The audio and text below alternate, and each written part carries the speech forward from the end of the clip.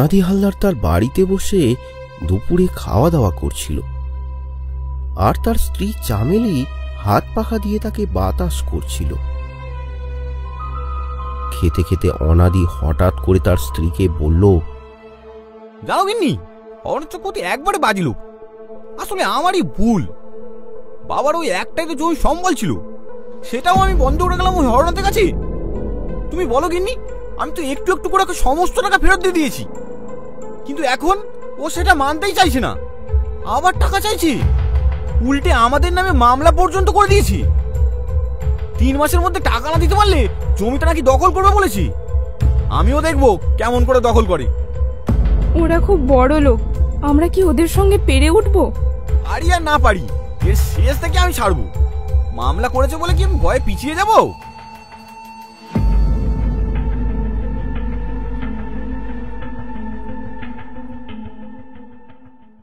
Game খেলে শুধু মজা নয়, রয়েছে বিশাল ইনকামের সুযোগ। মোস্ট প্লে নিয়ে এলো দুর্দান্ত অফার ও সীমাহীন সুযোগ। মোস্ট প্লে বাংলাদেশ এবং ভারতের সবচেয়ে মজার ও বিশ্বস্ত গেমিং প্ল্যাটফর্ম। এখানে রেজিস্ট্রেশন করলেই 500 টাকা ফ্রি বোনাস এবং বন্ধুদের রেফার করলে আনলিমিটেড 1200 টাকা বোনাস নিন। জন্মদিনে মোস্ট প্লে থেকে স্পেশাল গিফট 2000 টাকা পর্যন্ত বোনাস। ফেসবুক রিভিউ দিলেই 200 টাকা বোনাস। 10% সাপ্তাহিক ক্যাশব্যাক অ্যাভিয়েটর গেমের জন্য। 650% স্লট বুস্ট, দৈনিক 13,000 টাকা পর্যন্ত এবং 30% স্পোর্টস রিলোড বোনাস 4,000 টাকা পর্যন্ত। এখানে সবচেয়ে দ্রুত ও নিরাপদ লেনদেন। বাংলাদেশে বিকাশ, নগদ, রকেট, উপায় এবং ভারতে ফোনপে, গুগল পে, ইউপিআই দিয়ে দ্রুত ডিপোজিট এবং উইথড্র করুন। এখনই পিন কমেন্টে গিয়ে মোস্ট প্লেতে রেজিস্ট্রেশন করুন। বড় জিতুন, মজা উপভোগ করুন, বিশাল ইনকামের সুযোগ নিন। নমস্কার বন্ধুরা, এই খেলায় আর্থিক ঝুঁকি আছে, তাই নিজ নিজ দায়িত্বে খেলিবেন।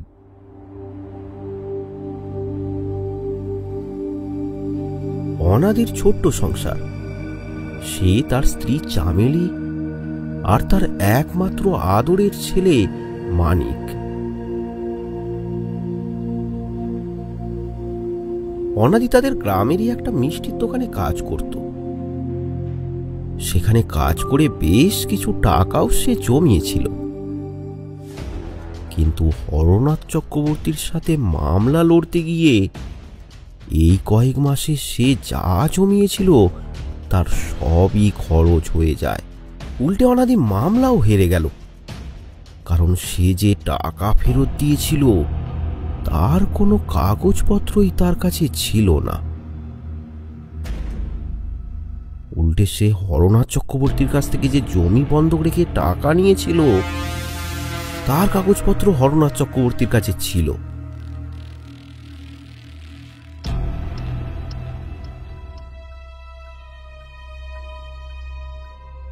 মামলায় হেরে গিয়ে অনাদির মন মেজাজ একদম ভালো নেই। সে 2-3 দিন বাড়ির বাইরেই বের হলো না। অনাদির স্ত্রী তাকে অনেক করে বোঝালো হরনাথ চক্রবর্তীর কাছে গিয়ে একবার কথা বলতে। কি গো, এভাবে মন খারাপ করে ঘরে বসে থাকলে হবে? না গিন্নি, কিছুই আর ভালো লাগছে না। এই দুনিয়ায় সত্যের জয় কি হবে না গিন্নি? তুমি বরং একবার হরনাথ বাবুর কাছে যাও, দেখোই না উনি কি বলেন। তা না হয় যাচ্ছি, তবে মনে হয় বিশেষ কোনো সুবিধা হবে না। সেই মতো অনাদিও হরনাথ চক্রবর্তীর সঙ্গে কথা বলতে গেল।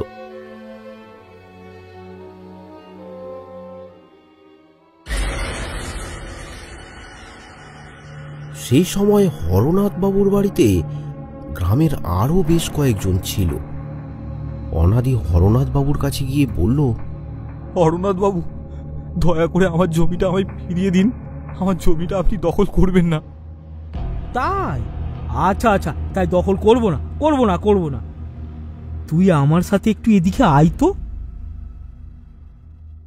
তারপর হরনাথ বাবু অনাদিকে একটু আড়ালে নিয়ে গিয়ে কি জানি সব বলল, তাতে অনাদি প্রচন্ড রেগে গেল। সে সজোরে একটা থাপ্পড় বসিয়ে দিল হরনাথ চক্রবর্তীর গালে।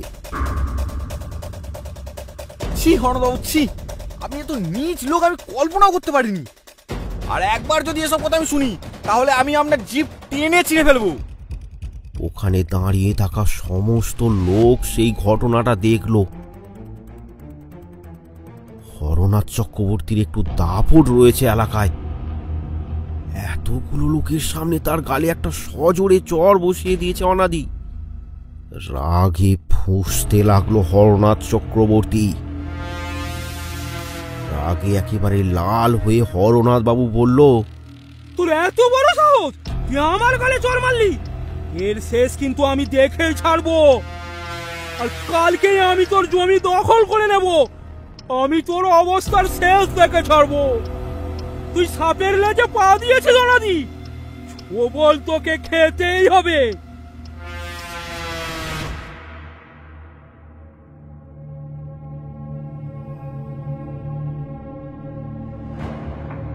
অনাদি মন মরা হয়ে বাড়ি ফিরল।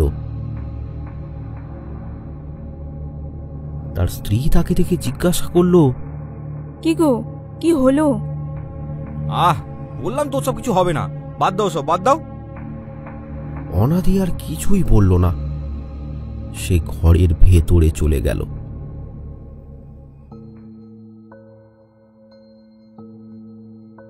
এরপর বেশ কিছুদিন কেটে গেল। অনাদির কিছুই আর ভালো লাগে না। ছেলেকে অনেক শখ করে একটা টোলে ভর্তি করেছিল অনাদি, কিন্তু বেশ কয়েক মাস সেই টোলের মাইনে দিতে না পারায় মানিকের পড়াশোনা বন্ধ হয়ে যায়। জমিও গেল, জমানো টাকাও গেল। অনাদি এতটাই মনমরা হয়ে গিয়েছিল, রোজ সে কাজেও যেত না, চুপ করে ঘরে বসে থাকত।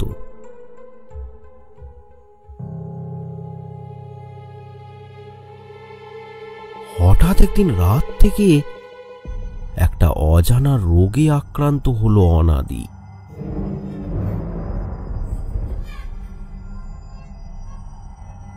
বিছানা থেকে উঠতে পারছে না অনাদি। ডাক্তার, কবিরাজ সব ডাকা হলো, কিন্তু কিছুতেই কেউ তার রোগ ধরতে পারছে না।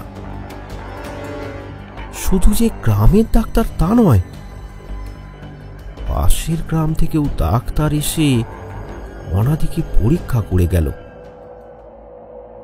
কিন্তু অনাদি আর ভালো হলো না। দিনকে দিন তার শরীর শুকিয়ে যেতে লাগলো। এই অবস্থায় একদিন তাদেরই পাশের বাড়ির একজন মহিলা চামেলিকে বলল, অনেক কিছুই তো করে দেখলে বৌমা, কিছুতেই তো কিছু হলো না। আমার বাপের বাড়ির এলাকায় একজন মস্ত বড় তান্ত্রিক আছে, উনি নাকি খুব ক্ষমতাবান।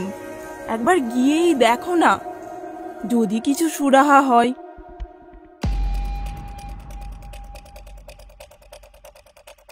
চামেলি তৎক্ষণাৎ বেরিয়ে পড়ল সেই তান্ত্রিকের কাছে যাওয়ার জন্য।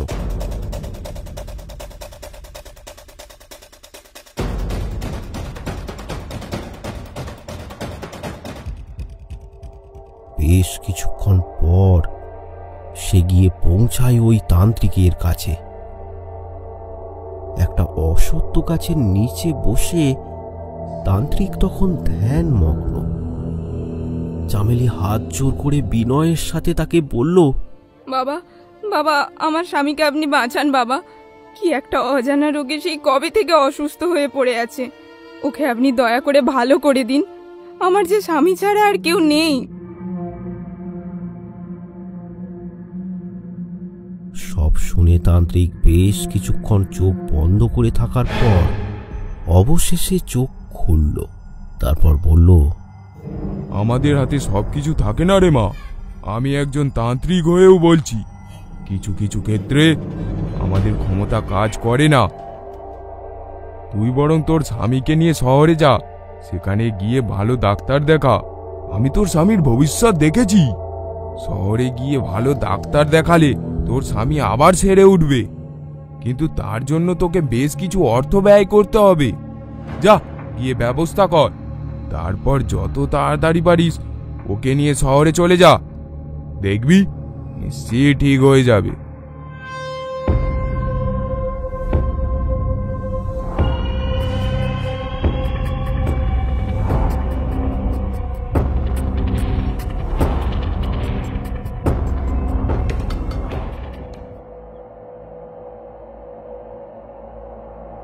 একরাশ চিন্তা নিয়ে বাড়ি ফিরে এলো চামেলি।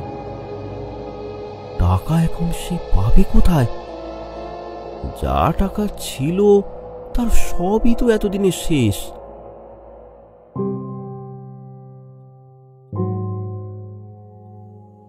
সন্ধ্যার সময় বাড়ির বাইরে উঠানে বসে আছে চামেলি।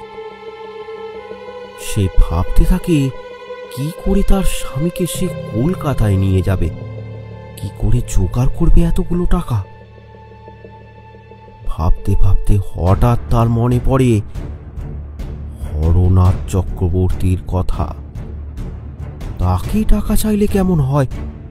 সে কি এই অবস্থাতে টাকা দেবে না? লোকটা যতই খারাপ হোক, সে কি এই অবস্থাতে তাকে ফিরিয়ে দিতে পারবে? সে যাই হোক, একবার চাইতে তো অসুবিধা নেই। চামেলি আর দেরি করে না, সে বেরিয়ে পড়ে হরনাথ চক্রবর্তীর বাড়ি যাওয়ার জন্য।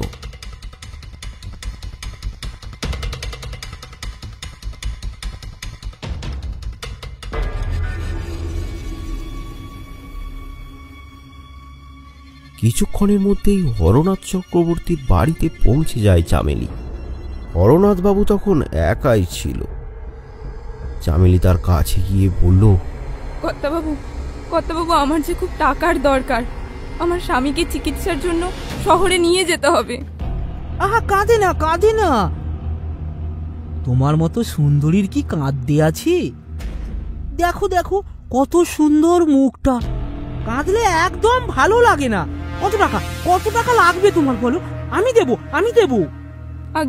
আগে কর্তাবাবু 10,000 টাকার মতন লাগবে।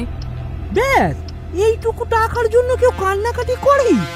আমি এক্ষুনি তোমাকে দিয়ে দিচ্ছি।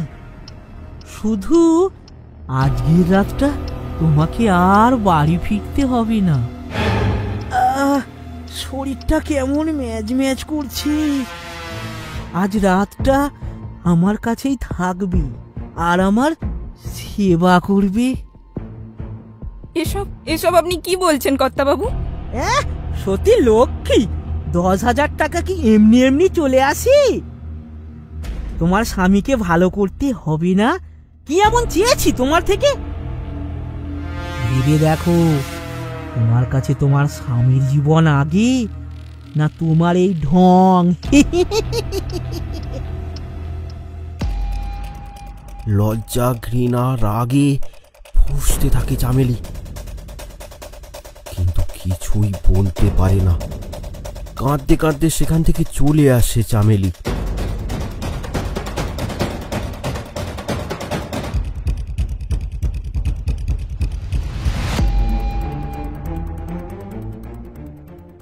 বাড়ি ফিরে এসে চামেলি তার স্বামীর কাছে যায়। অনাদি তাকে দেখে জিজ্ঞাসা করে, কোথায় গিয়েছিলে? তোমাকে কলকাতায় নিয়ে গিয়ে ডাক্তার দেখাবো, তাহলে দেখবে তুমি ঠিক হয়ে যাবে। কলকাতায় নিয়ে গিয়ে ডাক্তার দেখাবে? কিন্তু টাকা কোথায় পাবে? সে তোমাকে কোনো চিন্তা করতে হবে না, টাকার ব্যবস্থা আমি করব। বাজে কথা বলো না, সত্যি করে বলো তো, তুমি কোথায় গিয়েছিলে? এরপর চামেলি তার স্বামীকে সব ঘটনা খুলে বলে। বিছানায় শয্যাশায়ী অবস্থাতেও অনাদির শরীর যেন রাগে ভরে ওঠে। সে তার স্ত্রীকে বলে, খবরদার, ওই হরনাথের কাছে তুমি আর একদম যাবে না। শোনো, আমি তোমাকে একটা কথা বলি, আমার হাতে আর বেশি সময় নেই। আমার কিছু হয়ে গেলে তুমি খোকাকে নিয়ে বাপের বাড়ি চলে যাবে। কথাটা কিন্তু মনে রেখো, মৃত্যুর পরই তুমি চলে যাবে। আর 1 বছরের মধ্যে এখানে কিন্তু ফিরে আসার চেষ্টা করবে না। আর একটা কথা বলি, শোনো।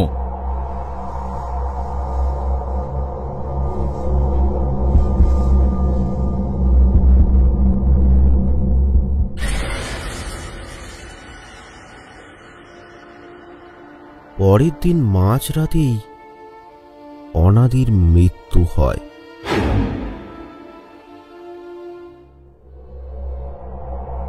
সকালবেলা তার বাড়ির সামনে অনেক ভিড় জমল বটে, কিন্তু এই অজানা মারণ রোগে তার মৃত্যু হয়েছে বলে কেউই আর সাহস করে তাকে শ্মশানে নিয়ে গেল না। একে একে সবাই সেখান থেকে চলে গেল।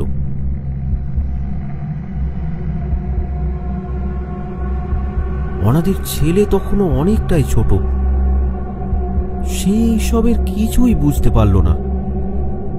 কিন্তু চামেলি তো তার স্বামীর মৃতদেহকে এইভাবে ফেলে রেখে চলে যেতে পারে না। এমনকি তার স্বামীর মৃতদেহ সৎকার করার জন্য যে টাকার প্রয়োজন সেটাও চামেলির কাছে নেই। তাও সে একবার শেষ চেষ্টা করার জন্য গ্রামের শ্মশানের দিকে যায়।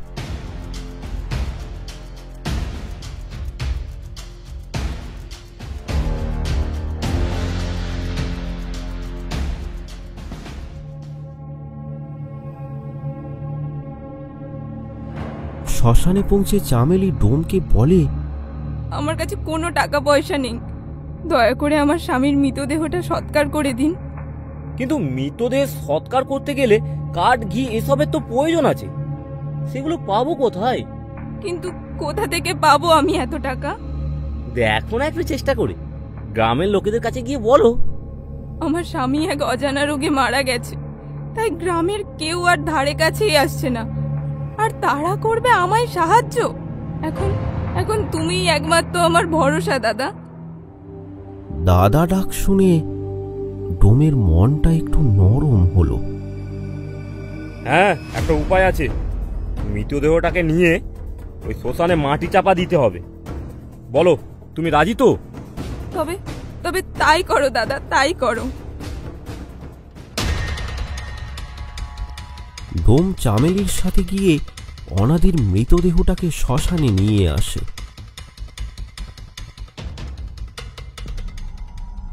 তারপর মাটি খুঁড়ে মৃতদেহটাকে চাপা দেয়া হয়।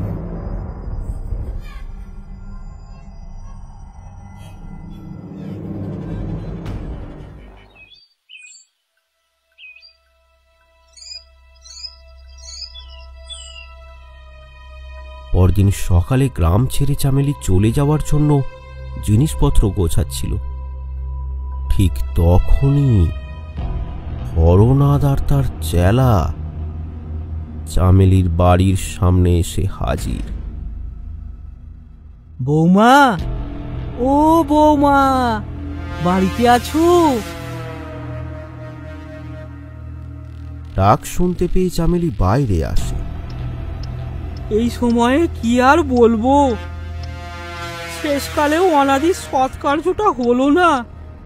বৌমা, তুমি আমাকে তো একবার জানাতে পারতে, না হয় আমি সমস্ত খরচ বহন করে অনাদির শেষ কার্যটা করতাম। দেখো, এক সময় আমাদের জমি জমা নিয়ে একটু গন্ডগোল হয়েছে বটে, কিন্তু ওসব কথা আমি আর মনে রাখিনি, আর তুমিও মনে রেখো না। এই না বৌমা, এই টাকাটা রাখো, প্রয়োজন পড়লে আমি আরো দেব। ক্ষমা করবেন, ও টাকা আমি নিতে পারবো না। আমি গরিব হতে পারি, কিন্তু ভিখারি নই। আমার এখন মন মেজাজ ভালো নেই, দয়া করে আমাকে একা ছেড়ে দিন। ঠিক আছে, তবে কোনোদিন যদি আমাকে প্রয়োজন বলে মনে হয়, এসো আমার ঘরে। আর আমি যেটা বলেছিলাম সেটা একটু ভেবে দেখো। তোমার এই অমূল্য যৌবন বৃথায় নষ্ট করে দিও না। হরনাথের কথা শুনে চামেলি দাঁড়িয়ে দাঁড়িয়ে কাঁদছে। চল রে মদনা, চল চল। হরনাথ বাবুর গ্রামে একটা সম্মান ছিল, ব্যাপারটা হরনাথ বাবুর জন্য মোটেও ভালো হবে না, তাই সেখান থেকে তারা দুজনে চলে গেল।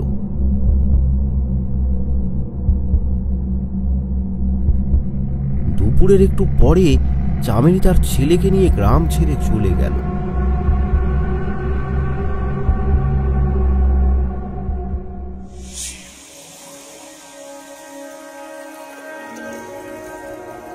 এরপর বেশ কয়েক মাস কেটে যায়। পাশের গ্রামে যে তান্ত্রিকের কাছে চামেলি তার স্বামীর রোগ ভালো করার জন্য গিয়েছিল, সেই তান্ত্রিককে একদিন সকালবেলা গ্রামের কিছু লোক উদ্ধার করলো একটা গাছের ডাল থেকে। সেখানে মৃত অবস্থায় ঝুলছিল ওই তান্ত্রিক। ওই গাছটার নিচেই বসে সে ধ্যান করত, কিন্তু অদ্ভুতভাবে তার মাথাটা কেউ যেন ঘুরিয়ে পেছন দিকে করে দিয়েছে, আর তারপরই ঝুলিয়ে দিয়েছে গাছের ওপর। প্রথমে গ্রামের লোকেরা ব্যাপারটাকে ততটা গুরুত্ব না দিলেও পরে লোকের মুখে মুখে আলোচনা হতে থাকে।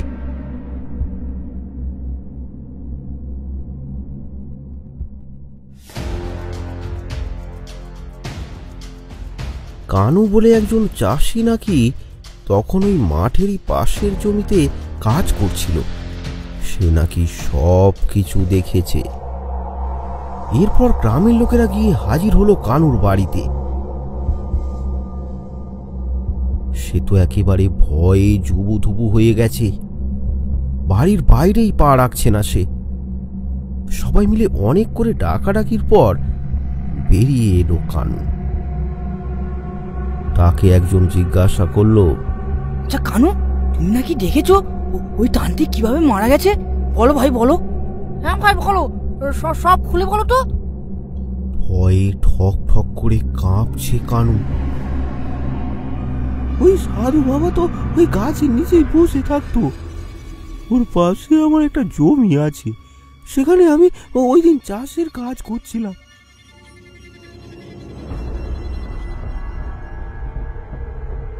কাজ করতে করতে সন্ধে হয়ে যায়। পাশের মাঠে নিমাই বলাই সবাই যারা যারা ছিল সবাই বাড়ি চলে যেতে লাগলো। তখনও খানিকটা আলো ছিল, আমার কাজও পড়ে রয়েছে, তাই আমি ভাবলাম যতটা এগিয়ে রাখা যায় আর কি। তা আমি কাজ করছি, হঠাৎ করে সাধু বাবা দেখলাম উঠে দাঁড়ালো। তারপর ভয়ে এদিক ওদিক দেখতে লাগলো, আর তখনই একটা কালো ছায়া মূর্তি প্রকট হলো। কোথা থেকে যে এলো তা আমি জানি না। সাধু বাবার মাথাটা কালো ছায়া মূর্তিটা দুহাত দিয়ে মুচড়ে দিল। এই দৃশ্য দেখা মাত্রই আমি সেখান থেকে দৌড়ে চলে এসেছি।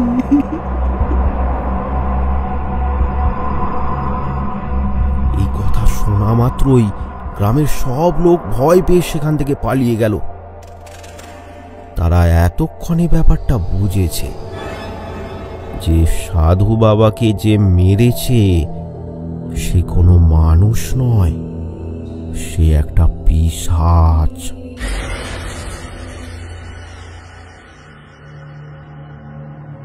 হরনাথ চক্রবর্তীর ছেলের একবার খুব অসুখ হয়েছিল, তখন ওই সাধু বাবাই তাকে বাঁচিয়েছিলেন। হরনাথ বাবুর ছেলে সহজ এখন পুরোপুরি সুস্থ। তার বাবার অগাধ টাকা পয়সা, তাই ছেলে একেবারে বেয়াদব হয়ে পড়েছে। সকাল থেকে সে মদে ডুবে থাকে, আর রাত হলেই বাইজি নাচ দেখতে যায়। এইভাবেই তার দিন কাটে।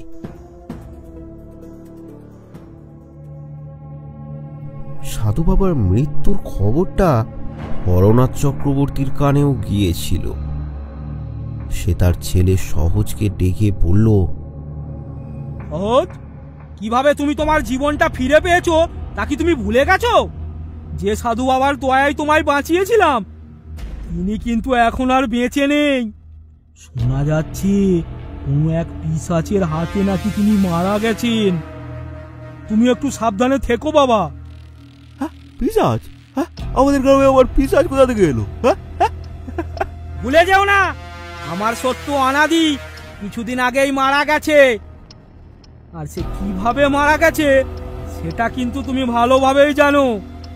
এমনকি তার মৃতদেহের সৎকার্য পর্যন্ত করা হয়নি। হতে পারে সেই মৃত্যুর পর পিশাচ রূপ ধারণ করে ওই সাধু বাবাকে হত্যা করেছে। হরনাথ চক্রবর্তীর পাশেই দাঁড়িয়েছিল তার চেলা মদনা।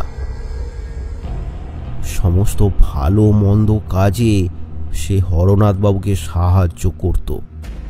এমনকি অনাদির জমিও জোর করে দখল করার বুদ্ধিটা ওই মদনাই দিয়েছিল। আর তার ঘরে যে একজন সুন্দরী স্ত্রী রয়েছে সে খবরটাও হরনাথ বাবুকে এনে দিয়েছিল ওই মদনা। হরনাথের অনাদির স্ত্রীর দিকে খারাপ দৃষ্টি ছিল সে কথা বুঝতে পেরেই অনাদি তার স্ত্রীকে তার বাপের বাড়ি চলে যেতে বলে। আবার একবার সে ফিরে এসেছিল, তারপর আবার চলে যায়। কেন সে এসেছিল সে কথা কেউই জানে না।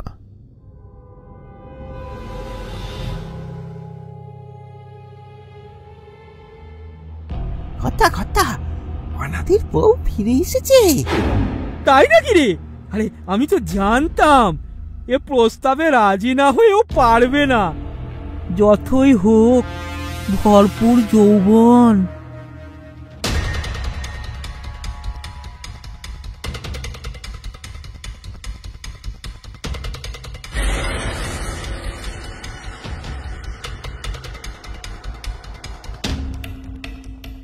মদনা হন্তদন্ত হয়ে সন্ধ্যায় হরনাথ চক্রবর্তীর বাড়িতে গিয়ে তাকে বলল, কথা কথা পাখি তো উড়ে গেল। উড়ে গেছে? কোন পাখির কথা বলছিস রে?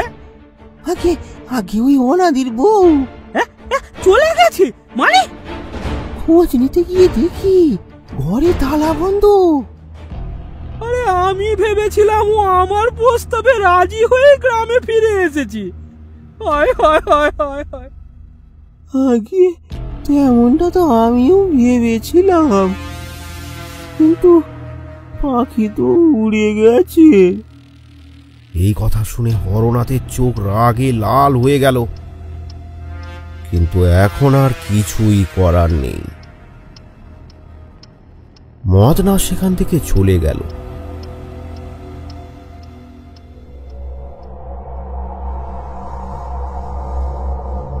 গ্রামের নির্জন রাস্তা দিয়ে বাড়ি ফিরতে লাগলো মদনা। মদনা বাড়িতে একাই থাকে।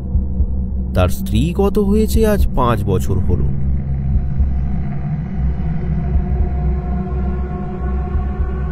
কিছুক্ষণের পরেই বাড়ি পৌঁছে যায় সে। এতটা পথ হেঁটে এসেছে তাই ক্লান্ত হয়ে পড়ে মদন। ঘরের ভেতরে সে একটু জিরিয়ে নিচ্ছিল। এমন সময় তার বাড়ির দরজায় কে যেন কড়া নাড়ল।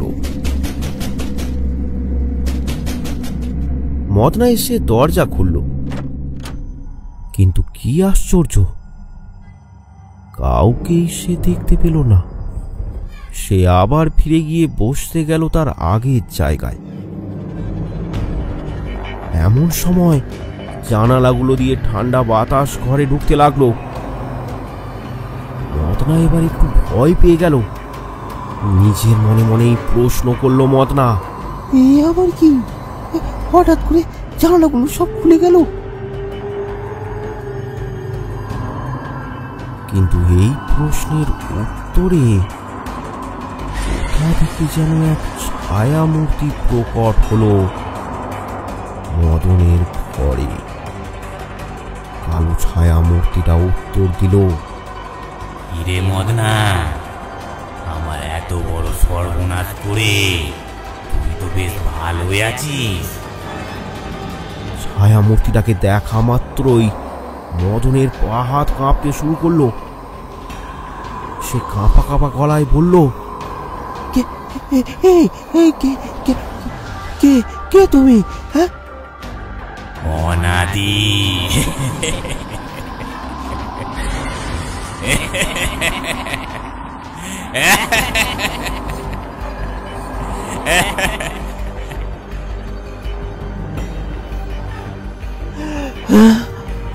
অনাদি নামটা শোনা মাত্রই মদনা চমকে উঠল। আমার বাড়ির সামনে পান সুপারি হলুদ পড়া তুই দেখেছিলি না? তুই হরনাথের কানে তুলেছিলি আমার স্ত্রীর কথা। তারপর থেকেই হরনাথ আমার স্ত্রীর দিকে পুনঃ দেখতে শুরু করেছে। আমি কাউকে ছাড়বো না, কাউকে না, তোকেও না।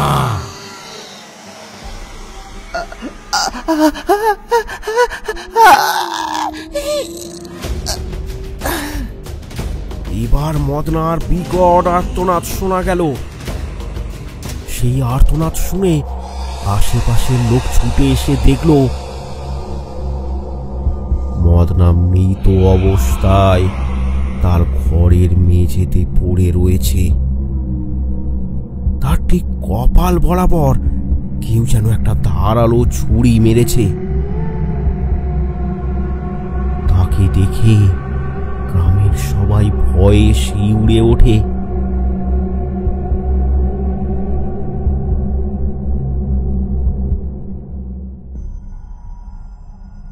ওই রাতেই ঘটল আর এক ঘটনা। হরনাথ তার ঘরে শুয়েছিল। হঠাৎ করেই তার ঘরে যেন তীব্র ঝড় প্রবেশ করল।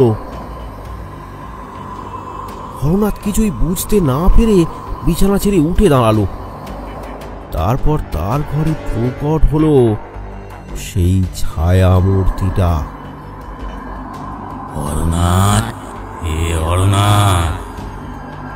কে কে কথা বলে? কে? অনাদি রে, অনাদি।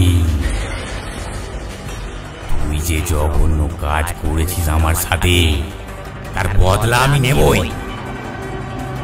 এই কাজে তুমি যারা সাহায্য করেছিল তাদের দুজনকে আমি মেরে ফেলেছি। এবার তোর ছেলেকে মারবো, তারপর তোকে।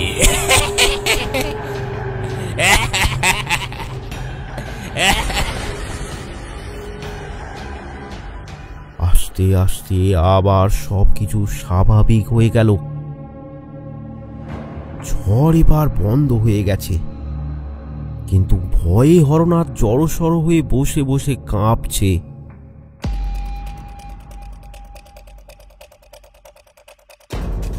পরদিন সকালেই হরনাথ পাশের গ্রামে গেল এক তান্ত্রিকের সাথে দেখা করতে।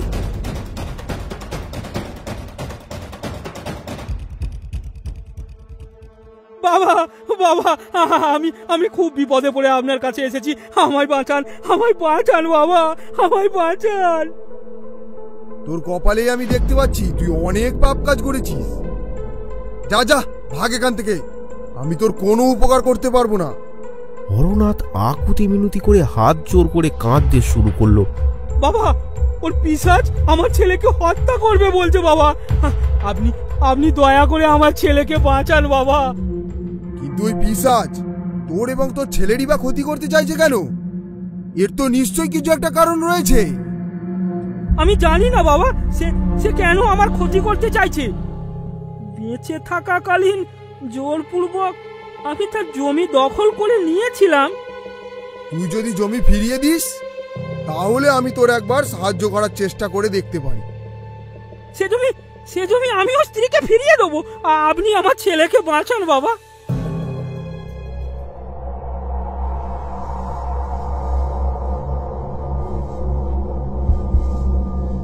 তান্ত্রিক হরনাথকে সাহায্য করতে তার বাড়িতে এসে উপস্থিত হল। তান্ত্রিক সন্ধ্যাবেলা হরনাথের বাড়ির সামনে একটা হোম করল।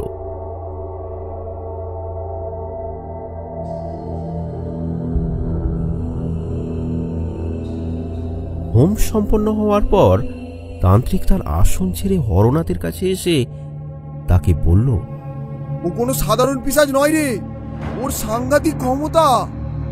আমি তা টের পেয়েছি। ওকে বিনাশ করার কেবল একটাই উপায় রয়েছে। ওর দেহটা মাটি খুঁড়ে বের করে আগুন দিতে হবে। ওর মৃতদেহটা কোথায় আছে জানিস? আমি জানি না বাবা, তবে তবে আমাদের শ্মশানের যে ডোম, সে জানে। সেই মৃতদেহটা মাটিতে পুঁতেছিল। ওই ডোমের কাছে আমাকে এক্ষুনি নিয়ে চল। আর শোন, তোর ছেলের জন্য এখন এই বাড়ি কিন্তু নিরাপদ নয়, তাই ওকেও আমাদের সঙ্গে নিস। হরনাথ ভয় পেয়ে তার ছেলেকে সঙ্গে নিয়ে তান্ত্রিকের সঙ্গে বেরোলো ডোমের খোঁজে।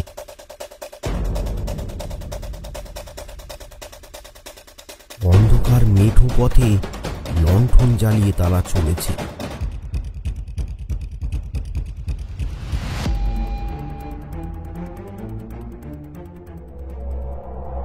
ডোমের বাড়ি পৌঁছে হরনাথ হাঁক দিল, ভান্ডারি, ভান্ডারি, ভান্ডারি, বাড়িতে আছিস?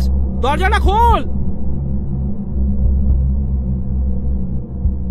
আরে আরে আরে কর্তামশাই, এখন এই সময় কিছু দরকার নাকি? আরে তান্ত্রিক বাবা আপনার সাথে? আজ থেকে বেশ কিছু মাস আগে তোমাদেরই গ্রামের একজন কে যেন, অনাদি হালদার, তার মৃতদেহটা কোথায় কবর দিয়েছিলে? সে তো আমাদের শ্মশানের পাশে পড়ে থাকা একটা জমিতে পুঁতে দিয়েছিলাম। কিন্তু কেন এখন এই কথা জিজ্ঞেস করছেন কেন? অনাদির আত্মা মুক্তি পায়নি। সে পিশাচ রূপ ধারণ করে হরনাথ এবং হরনাথের ছেলের ক্ষতি করতে চাইছে। এর আগে তোমাদের গ্রামে যে তান্ত্রিক বাবা থাকতো, তাকে ওই পিশাচই হত্যা করেছে। তুমি এখনই আমাদের ওই জায়গায় নিয়ে যেতে পারবে যেখানে অনাদির মৃতদেহটা তুমি পুঁতেছিলে? কথাগুলো শুনে ভান্ডারি একটু ভয় পেয়ে গেল, কিন্তু সে যে জাতে ডোম, ভয় পেয়েছে সেটা লোককে বুঝতে দিলে চলবে না। তাই সে তান্ত্রিক বাবাকে বলল, আমি কিন্তু আপনাদের ওই জায়গাটা দেখিয়ে দিয়েই চলে আসবো। আমার শরীরটা খুব একটা ভালো না। এরপর তারা চারজন মিলে সেই দিকে রওনা দিল যেখানে ভান্ডারি পুঁতেছিল অনাদির মৃতদেহটা।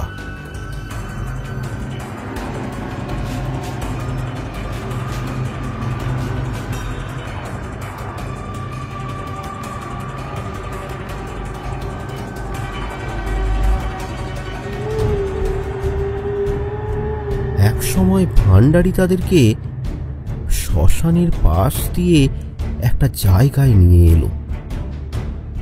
জায়গাটা ঘাসে পরিপূর্ণ। ওই ঘাসে পরিপূর্ণ জায়গাটা দেখিয়ে ভান্ডারি বলল, এই যে এইখানে পুঁতে দিয়েছিলাম।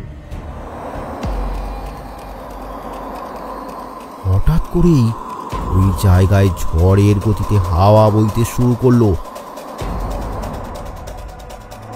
তারপর একটা কালো ছায়া ওদের চারজনকে গোল গোল করে ঘুরতে শুরু করলো। তান্ত্রিক বাবার বুঝতে অসুবিধা হলো না এই ছায়া কার। তারপর সেই কালো ছায়া এক জায়গায় স্থির হয়ে বিকট অট্টহাসি করতে শুরু করলো।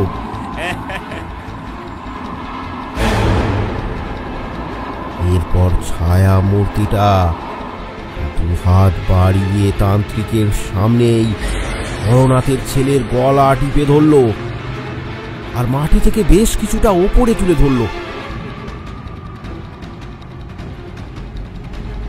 তান্ত্রিক বাবা তখন মন্ত্র পড়তে শুরু করলো ওই অনাদির আত্মাকে বশ করার জন্য, কিন্তু তার মন্ত্রে কোনো কাজই হলো না। অসম্ভব! এই মন্ত্র বলে আমি কত পিশাচকে কাবু করেছি, কিন্তু কিন্তু একে কেন পারছি না? এই দৃশ্য দেখা মাত্রই ভান্ডারি সেখান থেকে দৌড়ে পালিয়ে গেল। হরনাথ জ্ঞান হারিয়ে মাটিতে পড়ে যায়। হরনাথের ছেলের দেহ থেকে যখন প্রাণ ভোমরা বেরিয়ে গেল, তখন ছায়া মূর্তিরা তার দেহটা ছুঁড়ে ফেলে দিল তান্ত্রিকের পায়ের কাছে। তারপর বলল, তুই আমাকে মারতে চাস? পারবি না, পারবি না।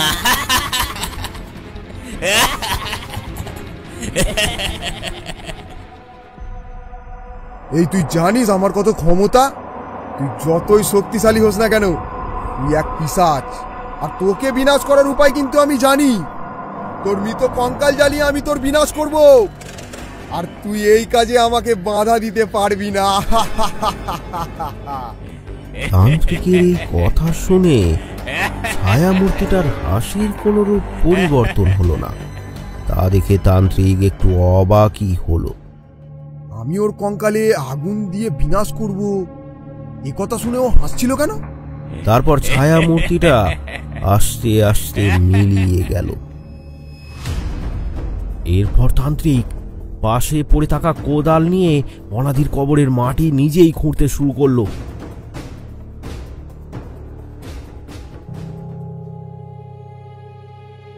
মাটি প্রায় অনেকটাই খোঁড়া হয়ে গেছে। এমন সময় হরনাথের জ্ঞান ফিরল। সে উঠেই পাশে পড়ে থাকা তার ছেলের মৃতদেহটা দেখে কাঁদতে শুরু করলো। বাবা বাবা বাবা বাবা, ওই পিশাচ আমার ছেলেকে মেরে ফেলেছে বাবা। বাবা এখন কি হবে বাবা? বাবা। তান্ত্রিক একটু ধমক দিয়ে এই হরনাথকে বলল, কাঁদিস না, ওই পিশাচ এবার তোকে মারবে। অনেকটা মাটি খুঁড়ে আমি হাঁপিয়ে গেছি, তুই একটু মাটি খুঁড়তে পারবি? হ্যাঁ হ্যাঁ আমি পারবো বাবা, আমি পারবো। কঙ্কালটা একবার পেয়ে গেলেই ব্যাস। এই বলে হরনাথ তান্ত্রিকের হাত থেকে কোদালটা নিয়ে নিজে মাটি খুঁড়তে শুরু করলো।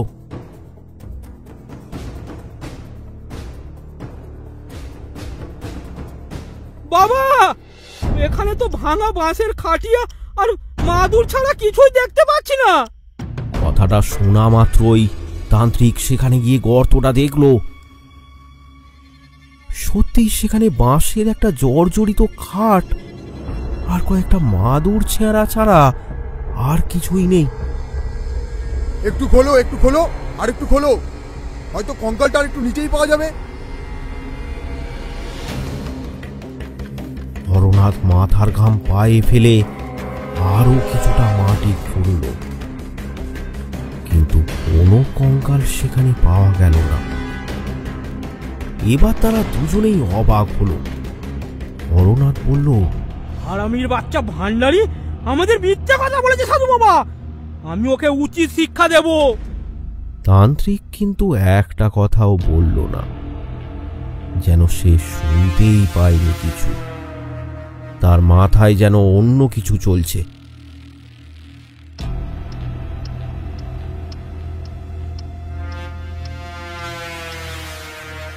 হরনাথ তান্ত্রিককে নিয়ে আবারও ভান্ডারির বাড়িতে এসে হাজির হলো। এবার সে চিৎকার চেঁচামেচি শুরু করলো। এ ভান্ডারি, বেরিয়ে আয়, বেরিয়ে আয় বলছি। তুই আমাকে মিথ্যা কথা বলেছিস। তুই যেই জায়গাটা দেখিয়ে বলেছিলি ওখানে অনাদির মৃতদেহটা পুঁতেছিলি, ওখানে তো কিছুই নেই। জানিস আমি তোর কি অবস্থা করতে পারি? পর মুহূর্তেই হরনাথ নিজের রাগকে কাবু করে ভান্ডারিকে বলল, দেখ ভান্ডারি, অনাদির আত্মা আমার ছেলেকে হত্যা করেছে, এবার যে সে আমাকেও হত্যা করবে। আচ্ছা আমি ওর কি ক্ষতি করেছি বল? আমি তোর জমি ফিরিয়ে দেবো বলেছি, আর ওকে আটকাতে না পারলে ও আমাকেও মেরে ফেলবে। আর ওকে আটকানোর একটাই উপায়, ওর মৃতদেহে আগুন দিতে হবে। তুই বল ওকে কোথায় রেখেছিস ভান্ডারি? দেখুন বাবু, ওনাদের দেহটা আমি ওখানেই পুঁতেছিলাম। তাহলে দেহটা কি হাওয়ায় উবে গেল নাকি? তুই ঠিক করে বল কোথায় পুঁতেছিলি, মাতাল একটা। থাম তুই, মরার খাট বিছানাটা এখনো ওখানেই আছে, শুধু মরাটাই নেই। তার মানে মরাটাকে কেউ সরিয়ে ফেলেছে। আমি জানি না, আমি সরাইনি। বাবা, তাহলে কে সরিয়েছে? সেটা জানি না। তুই বলেছিলিস না অনাদির স্ত্রী অনাদির মৃত্যুর পর তার বাপের বাড়ি চলে গেছে? আমি একবার ওর সঙ্গে দেখা করতে চাই, আর আজই।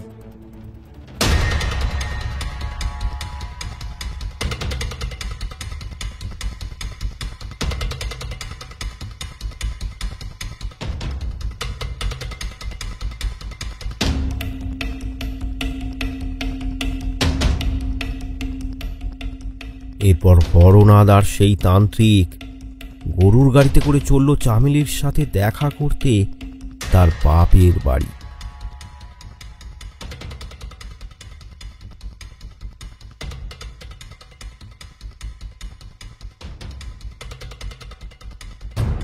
তান্ত্রিক চামেলির বাপের বাড়িতে পৌঁছে একটা বিধবা মেয়েকে দেখে বুঝতে পারল যে এটাই অনাদির স্ত্রী চামেলি।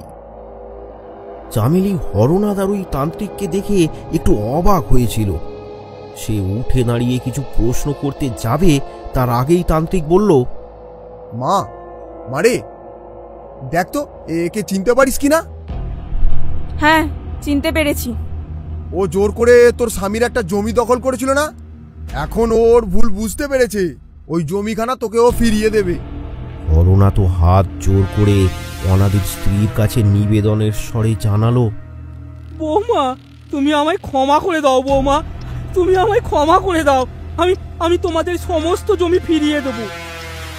আমার অন্যায় হয়েছে বৌমা, আমায় ক্ষমা করে দাও। আমি আর তোমার দিকে নজর দেব না। মা, মারে, তোকে একটা প্রশ্ন জিজ্ঞেস করব। তোর স্বামীর মৃত্যুর পর তুই তোদের গ্রামের ডোমের সাহায্য নিয়ে তোর স্বামীর মৃতদেহটা শ্মশানের পাশে একটা জায়গায় পুঁতে দিয়েছিলিস। আমি সেই জায়গাটা খুঁড়ে দেখেছি, সেখানে তোর স্বামীর মৃতদেহ নেই, শুধু মরার খাটিয়াটা পড়ে আছে। মৃতদেহটা কোথায় গেল বলতো? আমি সরিয়েছি। প্রথমে যেখানে আমার স্বামীর মৃতদেহটা কবর দেওয়া হয়েছিল সেখান থেকে পরে ওটা আমিই সরাই। আমার স্বামীর মৃত্যুর 1 সপ্তাহ পরে আমি ওখানে গিয়েছিলাম, তখনই ওই জায়গা থেকে আমি ওটা সরাই। কিন্তু কেন তা আমি জানি না, তবে আমার স্বামী জীবিত অবস্থায় আমাকে এই কাজটা করতে বলে গিয়েছিল। বুঝেছি, অনাদি ব্যাপারটা আগেই বুঝতে পেরেছিল। আমার মতো কেউ একজন তান্ত্রিক আসবেই, তাই ও মরার আগেই সব পরিকল্পনা করে রেখেছিল। মা, তুমি আমাকে বলো, তোমার স্বামীর মৃতদেহটা দ্বিতীয়বার তুমি কোথায় পুঁতেছিলে?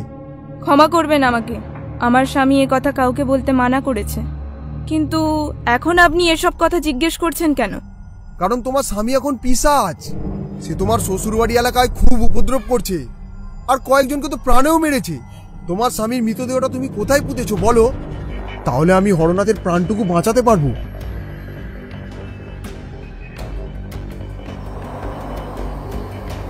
ইতিমধ্যেই আবার ঝোড়ো হাওয়া বইতে শুরু করেছে। বাতাসে একটা পচা গন্ধ কোথা থেকে যেন ছড়িয়ে পড়ল। তারপর এক বিকট পৈশাচিক হাসির শব্দ শোনা গেল। আস্তে আস্তে সেই ছায়া মূর্তি আবির্ভূত হলো। তুই যাদেরকে বাঁচাতে যাচ্ছিস তারা কেউ ভালো মানুষ নয়। ওই কি ভাবছিস আমি ওইটুকু একটা জমির জন্য ওদের প্রাণে মারছি? না, ওদের আমি মেরেছি অন্য কারণে। ওদের জন্যই আমি প্রাণে মরেছি। তবে শোন, হরনাথের ছেলে বেশ কিছুদিন আগে অসুস্থ হয়ে পড়ে। অনেক কবিরাজ করে ওই ছেলের রোগ ভালো হয় না।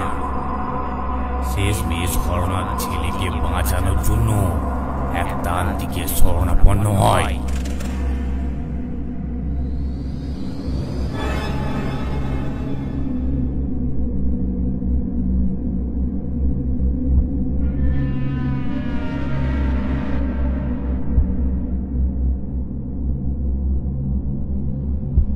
তোর ছেলে তো মারণ রোগের শিকার হয়েছে রে, একে বাঁচানো তো খুবই দুষ্কর।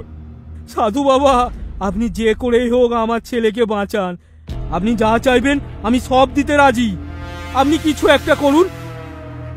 আছে, একটা উপায় আছে। আমি কালো জাদু করে তোর ছেলের মারণ রোগকে অন্য কারোর শরীরে চালান করে দিতে পারি রে। তাতে তোর ছেলে সুস্থ হয়ে যাবে, আর ওই রোগের শিকার হয়ে যাবে অন্য কেউ।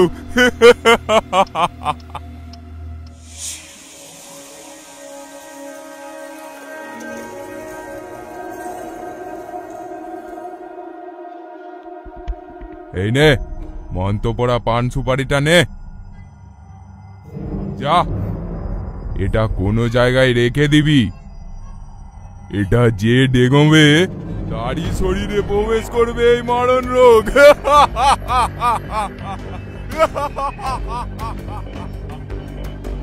যাওয়ার সময় দক্ষিণাটা দিয়ে যাস বাপ।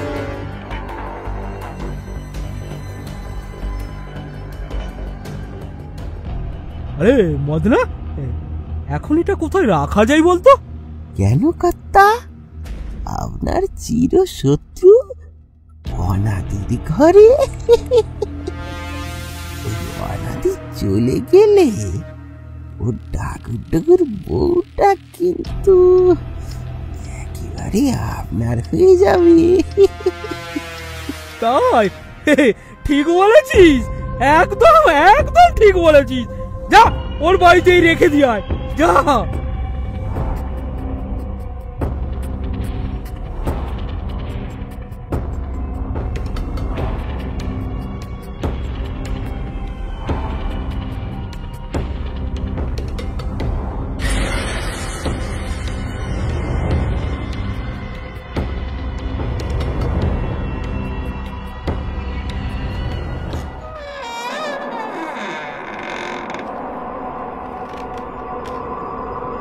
হরনাথের কুনজর ছিল আমার স্ত্রীর দিকে, তাই ওরা আমাকে তিলে তিলে মারলো।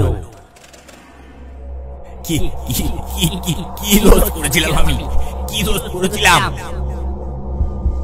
সব শুনে তান্ত্রিক রাগে হরনাথের দিকে তাকিয়ে বলল, ছি, তুই আমাকে এত বড় মিথ্যে কথা বলে এখানে এনেছিস?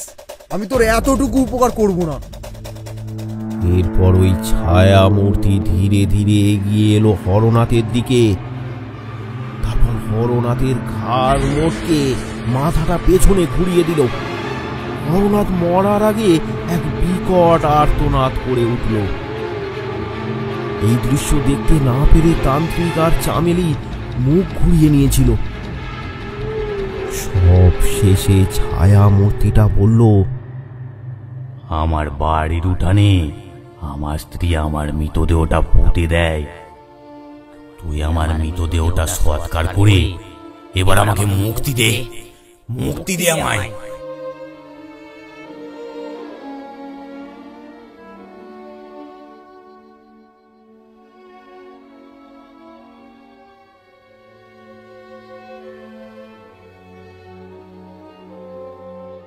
আরো ভয়ানক গল্প পেতে আমাদের চ্যানেলটি সাবস্ক্রাইব করুন আর কমেন্ট করে জানাতে ভুলবেন না গল্পটি কেমন লাগলো।